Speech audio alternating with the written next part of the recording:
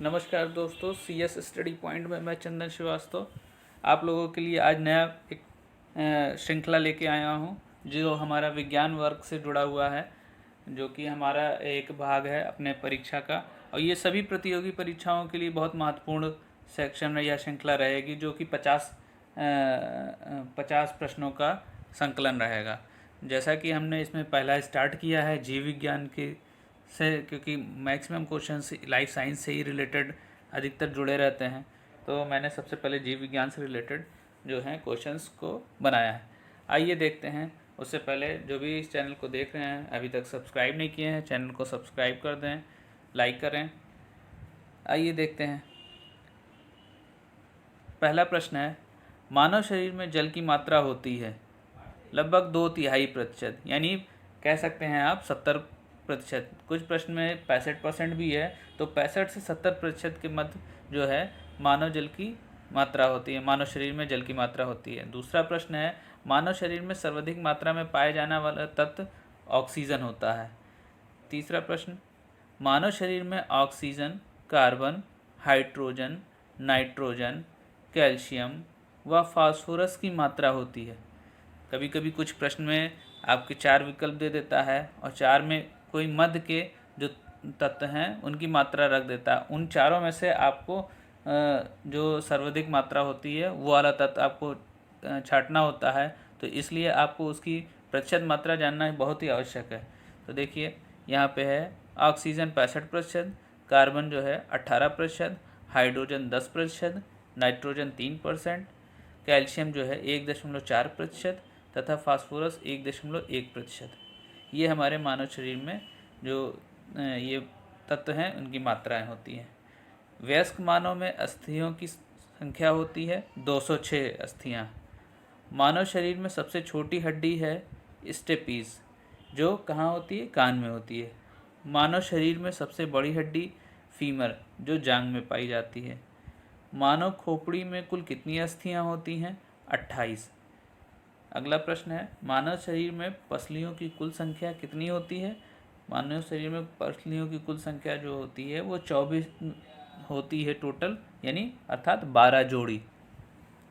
अगला प्रश्न, मानव हड्डियों में सर्वाधिक मात्रा में पाए जाने वाला लवण कौन सा है? मानव हड्डियों में सर्वाधिक पाया जाने वाला लवण कैल्शियम फास्फेट लवण। अगला प्रश्न, शरीर की सबसे लंबी तथा सबसे भारी हड्डी जो है वो फीमर ही होती है। आर्थोप्लास्ट क्या है? प्लास्टी क्या है? आर्थोप्लास्टी एक शल्य क्रिया है जो कूल्हे के जोड़ का प्रतिस्थापन करती है इस क्रिया के अंतर्गत, यानी हिप जॉइंट रिप्लेसमेंट। अगला प्रश्न, प्रत्यस्थ ऊतक जो हड्डियों को एक साथ पकड़े रहते हैं, यानी उन्हें स्नायु कहते हैं, जो कि हम लोग जनरल फॉर्म में सुनते हैं लिगामेंट। नाखून काटते समय दर्द नहीं होता है, क्योंकि जो नाखून काटते समय इसलिए नहीं दर्द होता है क्योंकि ये मृत कोशिकाओं के द्रव्य द्वारा निर्मित होते हैं, जिनमें रक्त का संचरण नहीं होता है। ये बने होते हैं अल्फा कैरेटिन्स के। अगला प्रश्न, अस्थि व दंत निर्माण में सहायक होते हैं, क्या होते हैं? कैल्शियम, फास्फोरस व क्लोरीन भी, ये तीनों जो हैं अस्थि और दंत के निर्माण में सहायक होती हैं। मनुष्य के जीवन काल में कितने दांत 2 बार विकसित होते हैं? कितने दांत 2 बार निकलते हैं? तो 20। अगला प्रश्न है, मनुष्य शरीर का सबसे दृढ़ भाग दंतवक एनेमल। मानव शरीर में सबसे मजबूत मांसपेशियां होती हैं जबड़े की। अगला प्रश्न, मानव शरीर में पाचन का अधिकांश भाग किस अंग में उत्पन्न होता है? यानी छोटी आंत इंटेस्टाइन, स्मॉल इंटेस्टाइन में होता है। एंजाइम मूलता है, ये प्रश्न कम से कम कई बार ये प्रश्न आ चुका है। इंटेस्टाइन मूलता है प्रोटीन होता है, कभी कभी प्रोटीन को हटा के विकल्प में बायो उत्प्रेरक भी रख देता है, तो वहाँ पे मैंने इसलिए इसको लिख दिया है। एंजाइम मूलतः प्रोटीन होते हैं जो बायो उत्प्रेरक के रूप में भी कार्य करते हैं। तो प्रोटीन हो, एंजाइम आया तो प्रोटीन ही होगा, या अगर प्रोटीन उसमें नहीं है, अगर बायो उत्प्रेरक है विकल्प में, तो बायो उत्प्रेरक लगाएंगे। देखिए अगला प्रश्न, C6H12O6 gives to 2C2H5OH plus 2CO2, ये क्या है? ये ग्लूकोज से इथेनॉल में परिवर्तन है। तो जो ग्लूकोज से इथेनॉल में परिवर्तन करने वाला जो एंजाइम होता है, एंजाइम यहाँ पे उत्प्रेरक का कार्य करता है, उसका नाम क्या है? जाइमेज। यानी ग्लूकोज को इथेनॉल में परिवर्तित करने वाला एंजाइम जो है वो जाइमेज है। मानव शरीर की सबसे बड़ी ग्रंथि कौन सी है? यकृत, लीवर। यकृत मानव शरीर का एक महत्वपूर्ण पाचक अंग है जिसका भार जो है वो 3 पाउंड है। अगला प्रश्न, जैविक सिस्टम में रासायनिक क्रिया की प्रक्रिया को तेज करने के में उत्तरदायी पदार्थ है एंजाइम।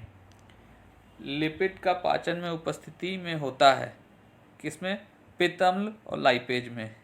प्रोटीन, अगला प्रश्न, प्रोटीन के पाचन में सहायक एंजाइम होता है पेप्सिन। अगला प्रश्न, मानव तंत्र के पाचन में सहायक एंजाइम है ट्रिप्सिन, टाइलिन, पेप्सिन। लार में पाया जाने वाला एंजाइम टाइलिन। अगला प्रश्न, भोजन में स्टार्च के जल अपघटन से ग्लूकोज निर्मित करने वाला एंजाइम एमाइलेज, एमाइलेज। अगला प्रश्न देखिए, प्रोटीन को अमीनो अम्ल में परिवर्तन करने वाला एंजाइम ट्रिप्सिन। यहाँ पे जो भी प्रश्न है सब बहुत ही सेलेक्टेड प्रश्न है और सब बहुत महत्वपूर्ण प्रश्न है, तो वो ये सेलेक्टेड ही प्रश्न की श्रृंखला है और इसमें से कोई भी प्रश्न मिस करने वाला नहीं है, इस बात का जरूर ध्यान रखें। शरीर में अतिरिक्त ग्लूकोज ग्लाइकोजन में परिवर्तित होकर भंडारित रहता है। कहाँ पे भंडारित रहता है? यकृत में, यानी लीवर में। अगला प्रश्न देखें, शरीर की सबसे बड़ी अंतःस्रावी ग्रंथि कौन सी होती है? अवटु ग्रंथि, जिसको थायराइड ग्लैंड भी कहते हैं।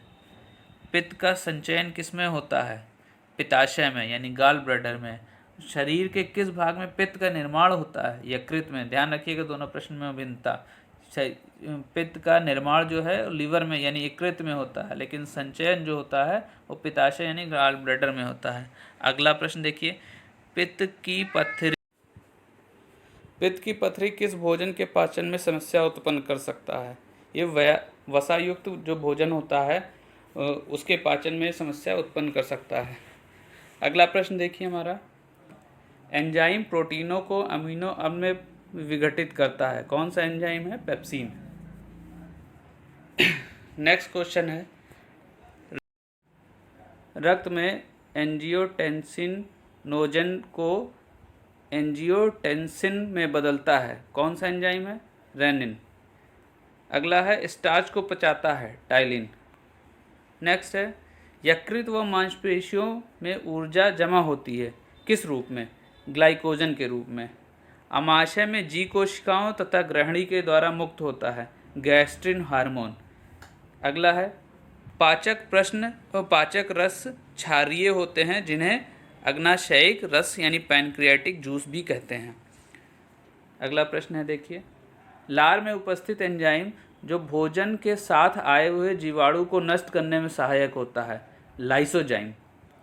अगला प्रश्न देखिए, मानव शरीर में यकृत का भार लगभग 1.5 किलोग्राम होता है। मानव शरीर की दूसरी सबसे बड़ी ग्रंथि अग्नाशय यानी पैनक्रियाज।